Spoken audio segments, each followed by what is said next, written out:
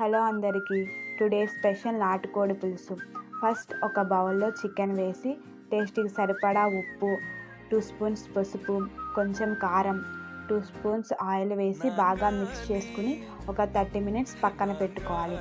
ఇప్పుడు ఒక బౌల్లో 4 స్పూన్స్ ఆయిల్, ఉల్లిపాయలు, పచ్చిమిర్చి గోల్డెన్ కలర్ వచ్చే వరకు బాగా ఫ్రై చేసుకోవాలి. తరువాత అల్లం వెల్లుల్లి పేస్ట్ వేసి ఫ్రై చేసుకున్న తర్వాత మ్యాగ్నేట్ చేసి పెట్టుకున్న చికెన్ని కూడా వేసి ఒక 5 మినిట్స్ బాగా మగ్గనివ్వాలి. తరువాత 2 గ్లాసెస్ వాటర్ వేసుకుని ఒక 20 మినిట్స్ బాగా మగ్గిన తర్వాత కొంచెం కొత్తిమీర, ధనియాల పొడి వేసుకోవాలి. అంతే, నాటుకోడి పులుసు రెడీ. ఈ నాటుకోడి పులుసులో రాగి ముద్ద వేసుకుంటే చాలా బాగుండిద్ది.